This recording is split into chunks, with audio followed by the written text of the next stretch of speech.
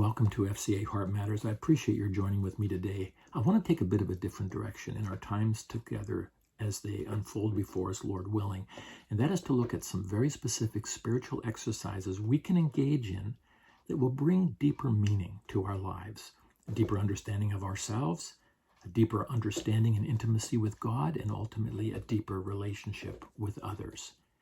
All of this is actually seen in real time in the book of Luke, chapter 24. I love the way it expresses what spiritual formation can look like in the concourse of our everyday life. There you have the story of two men, raw with emotion. Why? They've had hope in Jesus for some things they longed for, and now he was crucified, dead, buried, and gone. And so we're told that they were downcast, disheartened, disillusioned.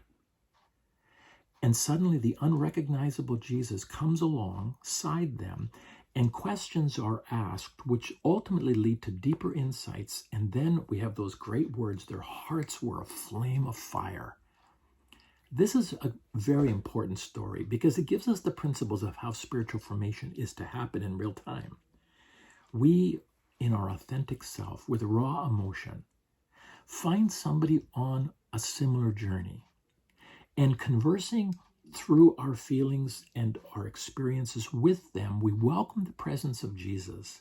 And that presence of Jesus brings us to new revelation, new understanding, new insight, and by the Spirit, our hearts are once again inflamed with a passionate devotion to Christ.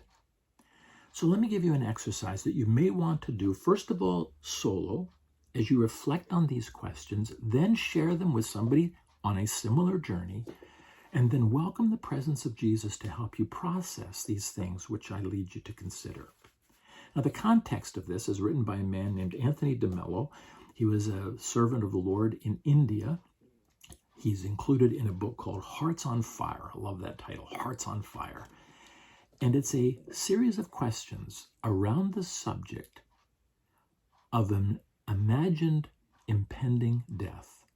A friend of mine just recently received news, somebody I've served the Lord with around the world, that they have 4 to 6 months to live. This has sent me in a bit of a tailspin as I've continued to build a rapport and relationship with them as they face the termination of their life. But think about your life in that context.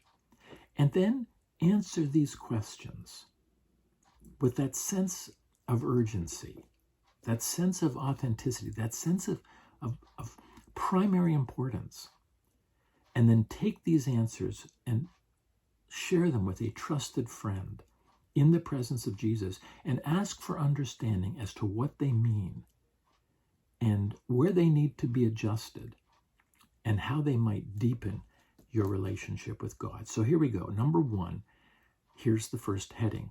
What are the things that I have loved in life? Things I've tasted, things I've looked at, things I've smelled, I've heard, I've touched.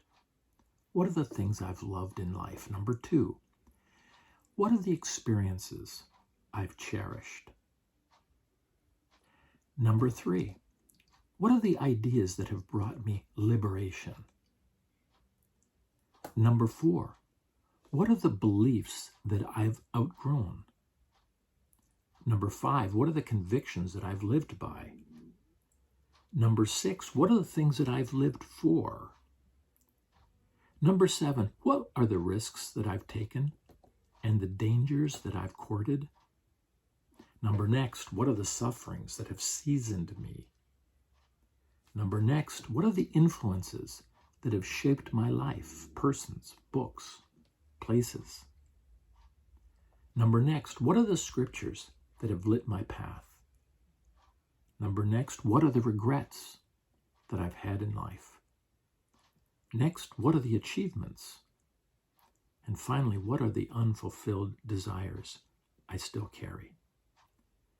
You may scribble some of these down, but I would encourage you to touch the deepest part of you through these questions, and then have the courage and boldness in answering them authentically to share them with someone else, and welcome the presence of Jesus to help you understand where you've been, where you are, how you're responding to what God is saying to you today in real time. Remember, take care of your heart, because Your heart matters.